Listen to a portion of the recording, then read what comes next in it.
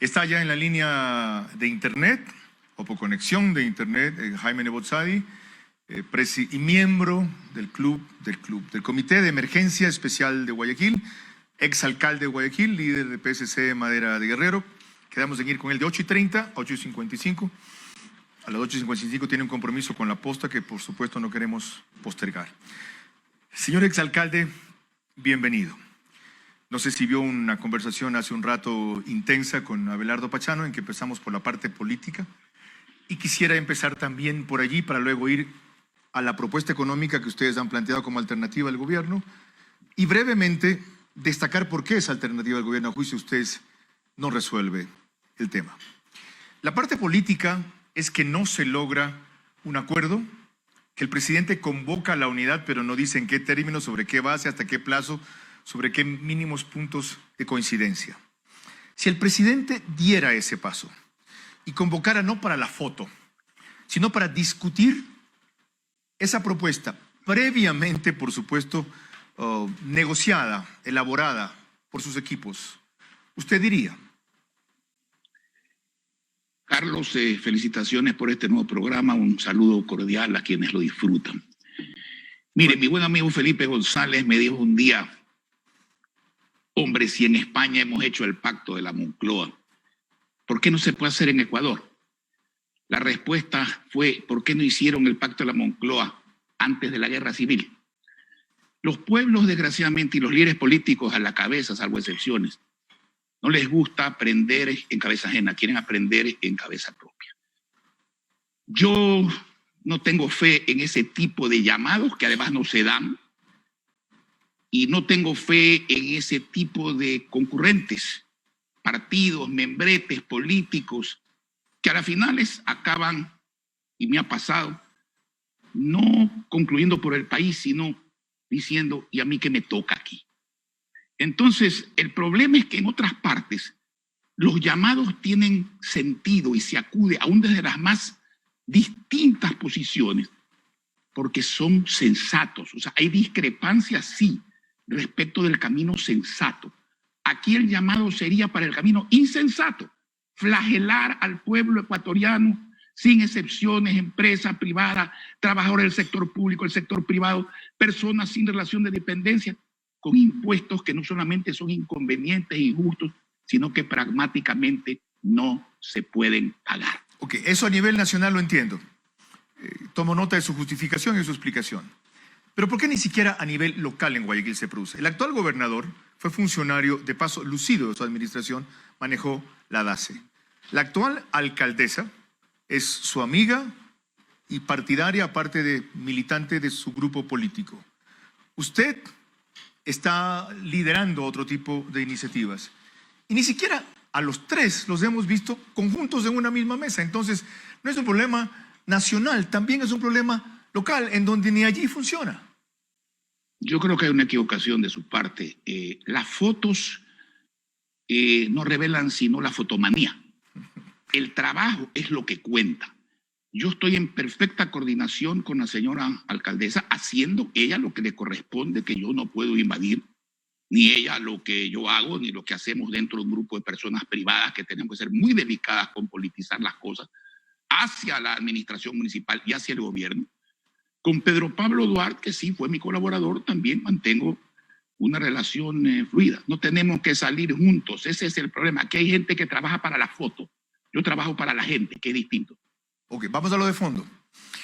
Usted no se uniría a eso porque dice que el camino propuesto no es el sensato. ¿Por qué es insensato lo que propone el gobierno? No solo a través de la ley humanitaria, sino en cuanto a su filosofía general de más impuestos multilaterales, hacer que colaboren las personas que tenemos algún ingreso mayor por encima de $1,000 directamente, o que solo sea por 9 meses, y todas las demás disposiciones que se conocen. Sabe que cuando la gente es inteligente dice cosas sensatas, usted no se ha dado cuenta de lo que acaba de decir, o lo ha dicho dándose cuenta. La filosofía, por ahí se empieza, por los conceptos. Miren, si la teoría de los impuestos fuese coherente, entonces habría que decirle al país: como ahora hemos tenido un bajón adicional de ingresos por la caída del petróleo, también paguémoslo con impuestos. Entonces ya habría que pagar es con la sangre. Y ya no existe ni Papadoc en Haití que compraba sangre. Entonces ya también es inviable ese tipo de cosas que es absolutamente injusta. Entonces, yo le hago una pregunta. ¿Para qué quieren la plata? ¿Es para la salud? Lo dudo. ¿Y por qué lo dudo? Porque el ministro Ontaneda salió a decir que era para apalancar, es decir, para garantizar préstamos nuevos. Eso ha sido ratificado por el señor de la Torre, que se confiesa autor de la ley. O sea, que el presidente, que es el que tiene iniciativa, no hace eso, sino que lo hace un extraño. Y luego, si usted lee la ley, ya no hay el famoso fideicomiso del que hablaron. Hay una nueva cuenta única que la van a vaciar con bolsillo de payaso a discreción. Ya, pero, entonces, perdón, en este punto, no, pero en eso, ver, porque enseguida salieron a criticar la filosofía de ese recurso. La filosofía de ese recurso era que como el gobierno reconoce que hubo corrupción en el anterior con lo del terremoto, que fue terrible, que todavía hay corrupción en esta administración, dice, pensemos en privados que sean probos para que administren este fondo. Pero enseguida, que los fondos públicos no los pueden manejar personas privadas, Blum, destrozaron la idea. Sabían, ¿Por qué no dijeron, ok, mantengamos el concepto que es válido, que sean un tipo de veeduría los privados de lo que hacen eso y adelante, sino que enseguida, ¡boom!, fuera. Escúcheme. Primero les voy a poner un ejemplo de por qué no se aguantan los impuestos y segundo les voy a dar 3 ejemplos, de obtener inmediatamente más de 1.200 millones de dólares. A mí me gusta ser concreto. Yo soy hombre de números. Muy bien. Vamos a coger el sector más vulnerable de la sociedad, el que no es empleado público, el que no es empleado privado, el que no es empresario, la gente que no tiene relación de dependencia, que se gana la vida como profesional, como comerciante, como agricultor, en un bar, en un restaurante, en una costurería, en una vulcanizadora. Le ponen como base del tributo el año 19, cuando nadie que tenga medio dedo de frente puede concluir que el año 20, los ingresos van a ser ni remotamente los del año 19. O serán mucho menor o no existirán. Entonces, no solamente quisieron la mañosería en diciembre del año pasado de poner una ley tributaria que debía ser vigente el 20 y pagable el 21, y han hecho que se pague el 20. Hay una carga que nadie se acuerda de eso, hasta que les toque pagar, ahí se van a acordar. No sé de dónde van a pagar. Ahora viene una nueva carga a esa gente. El porcentaje que le pongan con base al 19, si usted gana la mitad, el porcentaje va a ser el doble en la afectación a su tributo. Y si usted ya no tiene clientes, ya no vende, ¿qué es lo que pasa? Ya no cobra. Usted va a pagar impuestos sobre las Aparte de que resultaría de alguna manera retroactivo, y como esto es otra forma de impuestos, los impuestos no pueden ser retroactivos. Eso no solo es una perversidad, eso es una estupidez. Perdónenme que le diga las cosas como son. No, aquí hablamos grueso, no se preocupe. Pero usted quedó en decirme de dónde saldría inmediatamente 1.200 millones de dólares. En la tormenta no hay que acelerarse, hay que calmarse. Por eso es el problema. Primero se piensa y después se dice. Hay que orientar las velas, no cambiar el viento. Exactamente, porque se vira la barca, digamos que... Sí, señor. Bueno, usted se ve que es marino también, me alegra. Navego a veces. Bueno, muy bien. Mire, entonces, esa filosofía no cuenta. El mundo entero ha girado. ¿Qué hace el resto de países? Porque esto no es una genialidad, una novedad, no. El resto del país se dice menos impuestos, menos intereses, más plata en el mercado, facilidades para el consumo, para que se mueva la economía, facilidades para la producción, crecimiento, y a través de eso, sin más impuestos, más recaudaciones para el Estado. El Ecuador y Hungría, un matrimonio raro, digamos, van contra el mundo. Nosotros no vamos contra el mundo. Muy bien, 3 fórmulas para obtener plata. Se va a dejar de pagar la deuda externa. Y me voy a referir no al capítulo multilateral ni al capítulo bilateral de gobierno a gobierno, porque eso tiene otro tratamiento. Refirámonos a los bonos. 18.000 millones de dólares de capital que se van a dejar de pagar con un interés promedio del 9% que se va a dejar de pagar por año. Ahí tiene usted 1.620 millones de dólares en billetes, porque los deja de pagar. Muy bien. ¿Para este año o para un periodo de varios? No, para cada año. Para cada año, ok. El 9% de 18.000 millones por año son 1.620 millones de dólares por año. Entonces salió más de lo que proyectaba, 1.620 para este año. Bueno, siga. Le dije 3, vamos con la segunda, ¿Ya? ¿no es cierto? Muy bien. Si usted tiene 10 empleados y uno no es eficiente y necesario, usted le parece justo bajarle el sueldo a los 9 eficientes y necesarios para pagar al pipón? A mí no me parece justo. Lo lógico es mantenga el sueldo al que trabaja y dígale hasta luego al pipón. Y no se trata de irrespetar a la burocracia real, constante, que está bajo la ley civil de carrera administrativa o que está bajo contrato. No. A todos estos que han llegado al final, a los amigos de los gobiernos, tome usted, los que tienen un contrato que se vence en mayo, en junio, en julio, usted simplemente no hace la renovación, no está despidiendo a nadie porque el término del contrato ha vencido. ¿Cuánto no generaría eso? ¿Tiene una estimación? Ya, sí tengo exacto, no la estimación. ¿Un exacto? Yo estimo a las personas, los números no se estiman, se calculan. Su cálculo, entonces, ok. Muy bien, no mi cálculo, de las matemáticas. Le recuerdo el dato de hace 2 años. Eran 38,000 los que estaban en esa posibilidad. Vamos, y cuando el presidente... Pues un ratito también, esta es mi entrevista, ya, no su programa. ¿Ya? Sí, cuando bien, el presidente pudo haber hecho eso, ¿sabe lo que dijo al final del año? Dijo, qué pena. Lo que vamos a hacer es, en vez de los $2,300 mensuales, que era más o menos el promedio de contratos, le vamos a pagar 1,100 y los mantuvo. Eso le hubiera liberado al gobierno más o menos 800 millones de dólares a 900 millones de dólares en el año. Es decir, casi el 10% de la nómina que en esa época estaba por 9,000 millones de dólares. ¿Su cálculo de este recurso ahora es mayor?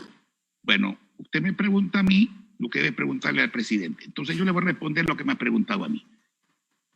Ahí hay respeto a la burocracia. Esto es muy importante. Hay justicia.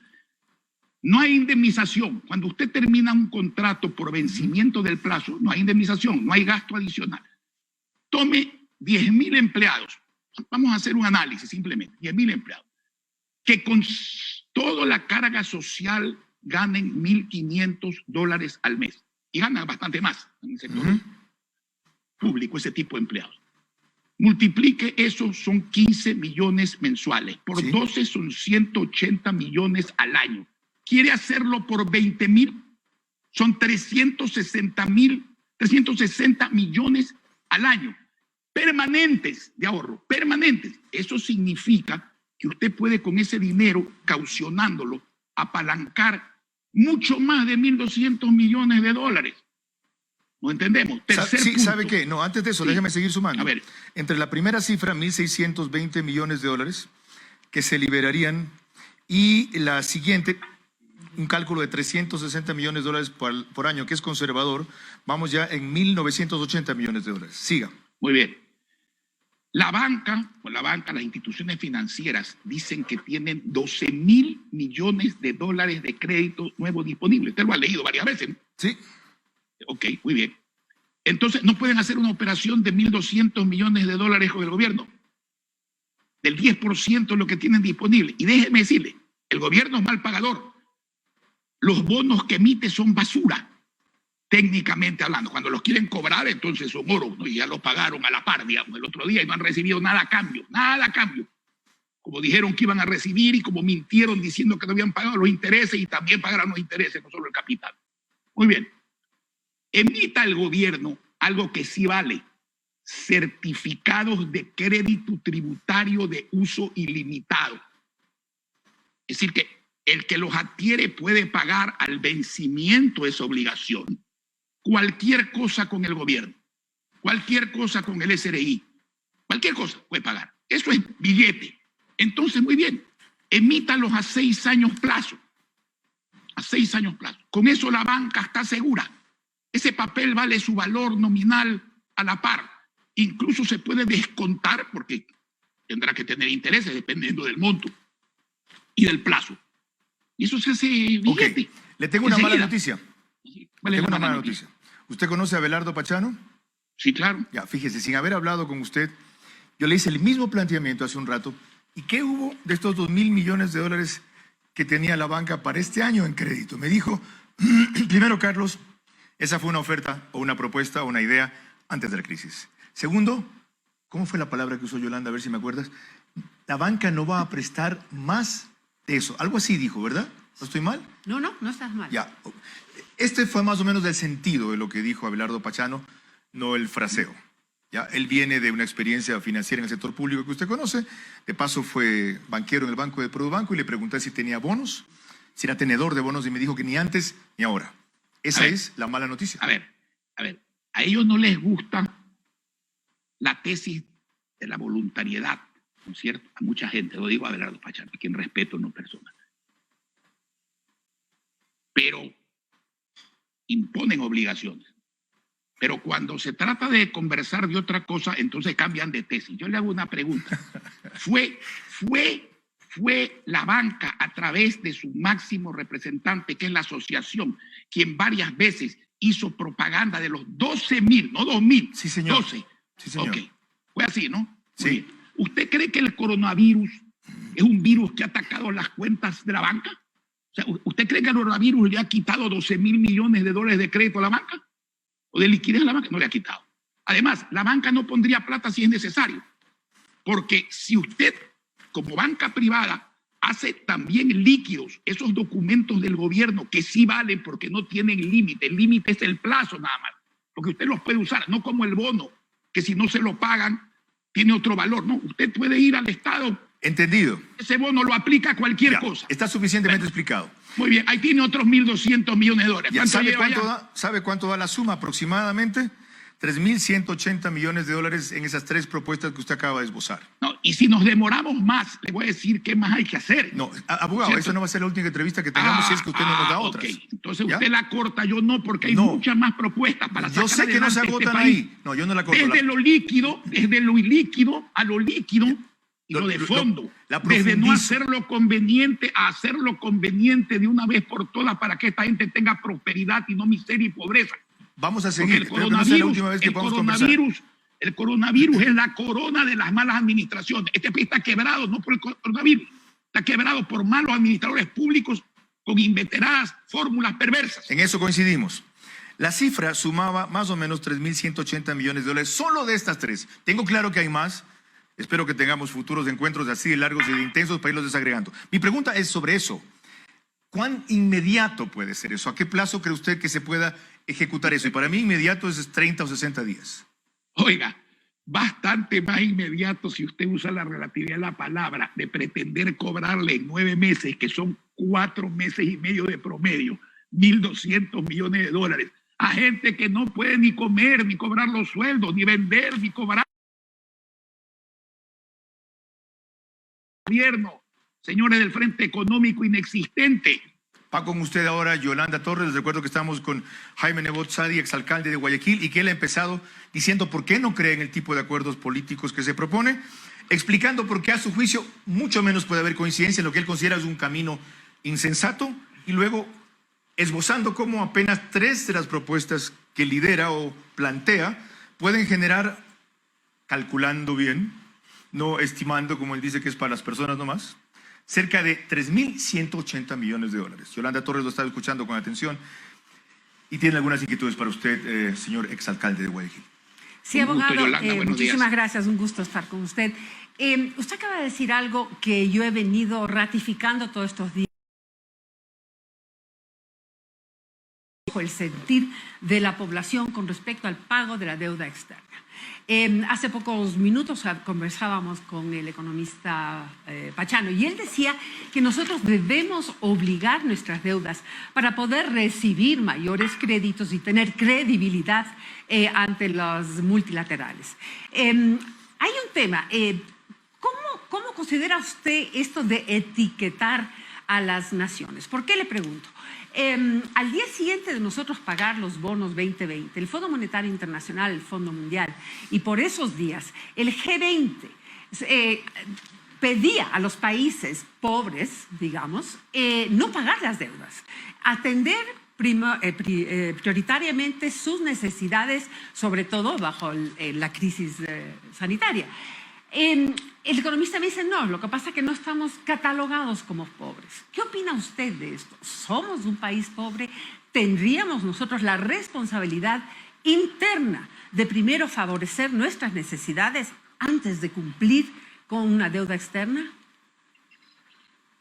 Créame que me reconforta oír a personas que como usted piensen bien.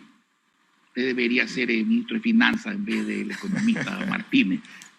Y además es mujer y ama de casa, con lo cual hay mucha garantía de austeridad y de buen uso de los fondos que ingresan. Mire, hay acreedores y acreedores. Debemos honrar. Sí, hay que honrar. La firma de uno y la deuda hay que pagarla. Nadie dice que no hay que pagarla. ¿Cuándo y cómo? Exacto. En función de las circunstancias económicas y las circunstancias sanitarias, es otra pregunta. Ahí los acreedores se dividen en dos.